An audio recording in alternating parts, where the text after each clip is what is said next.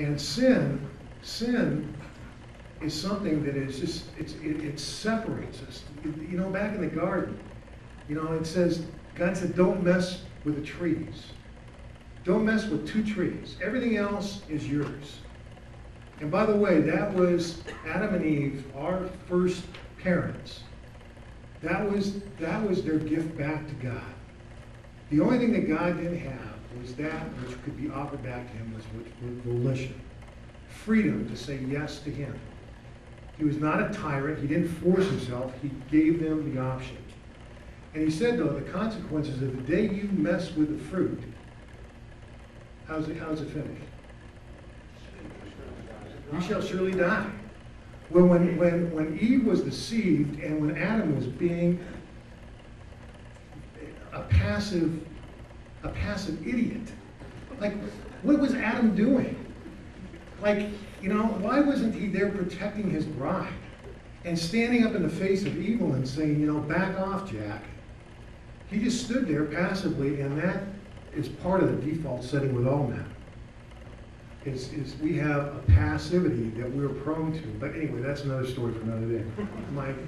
My point in all this is the day that you eat of it, you shall surely die. The idea is that when God came walking in the garden, is that he asked a rhetorical question. Adam, where are you? I mean, did God have a problem with where he was at?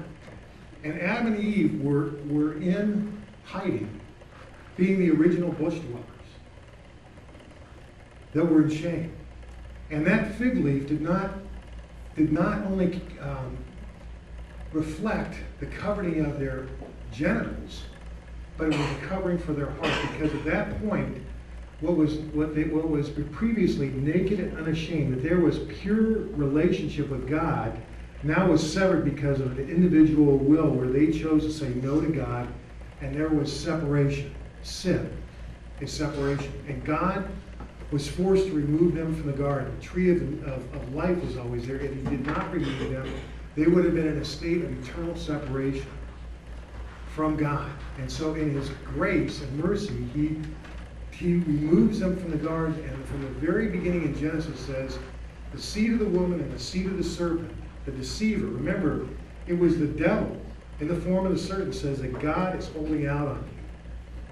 He's holding out on you. Because if you eat, you shall know like God. In essence, that is the Achilles heel of the human condition. The Achilles heel of the human condition is basically saying, I can do it myself. I can figure this thing out myself. Pride, as C.S. Lewis says, is the anti-God state of the soul. And that pride was the Achilles heel that removed them. And it is the very thing that keeps us distant from God. So to this day, when it says that in the day that you shall surely eat of it, you shall surely die, remember that God has provided life in his Son. I am the way and the truth and the life. And that because of nothing that we did, I mean, think of it. Look in the mirror, fellas. What is it that we have to offer God? I mean, I just look at myself and I go, unimpressive at best. I'm just going, why would he want anything to do with me? I mean, are you kidding me? And yet, because of the nature of his mercy and grace, he created us to have relation, but he's not a tyrant. He is a God who is benevolent, and he's a God who allows us to be able to have the exercise to say yes or no to him. Mark it gravely. The implication is that we will spend eternity somewhere.